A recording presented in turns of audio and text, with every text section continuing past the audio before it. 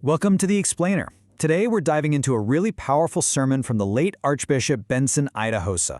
We're going to break down its core argument, which builds this compelling case for a different kind of faith, especially when things get tough. So the sermon kicks everything off with this ancient, but man, deeply relatable problem from the Bible. It's that feeling of being boxed in, That sense that where you are right now is just too small, and you've got to expand. We've all been there, right? This is the launching point for the entire idea.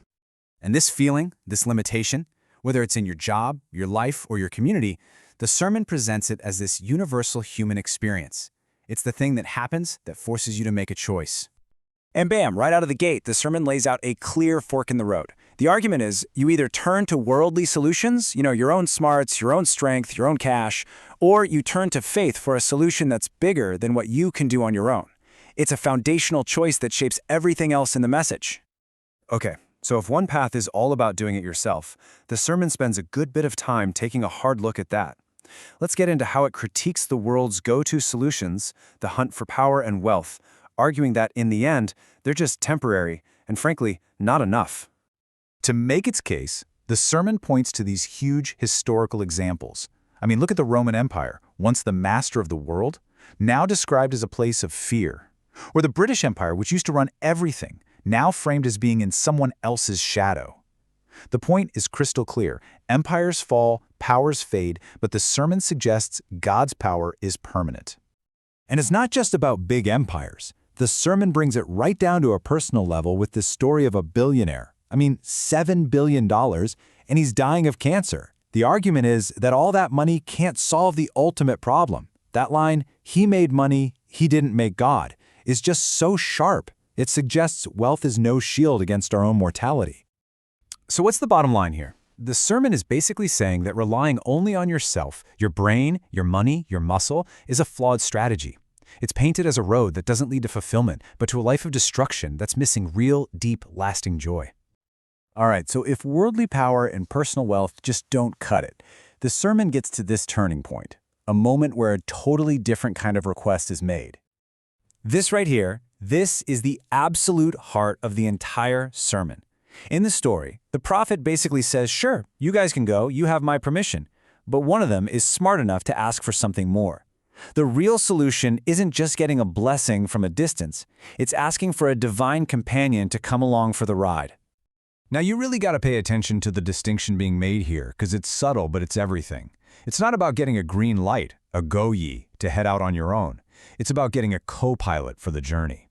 The promise of "I will go" is framed as being infinitely more valuable and powerful.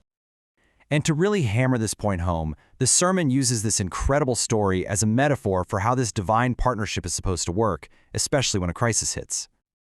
Okay, so picture this.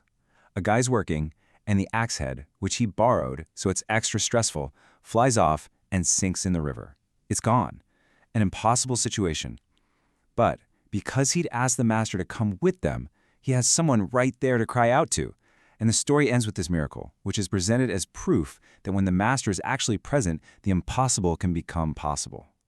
And this is where it gets really interesting. The sermon puts two things side by side, the law of science and the power of faith.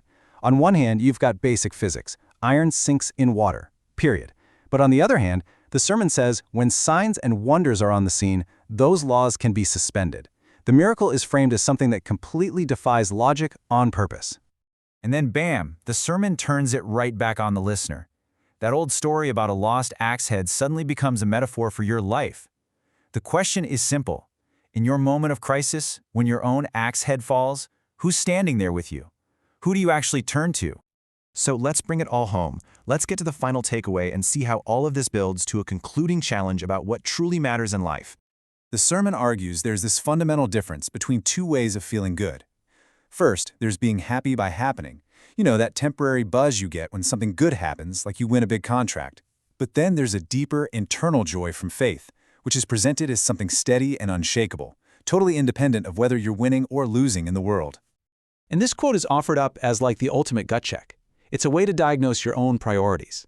The sermon suggests that if you want to know where your heart really is, just look at where you put your time and energy. Your affiliations, whether in business or in faith, they show what you truly treasure.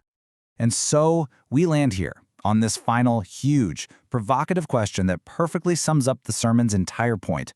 It's a call to rethink the whole purpose of life, forcing you to weigh worldly success against the condition of your soul. It's a question that's designed to stick with you long after you've finished listening.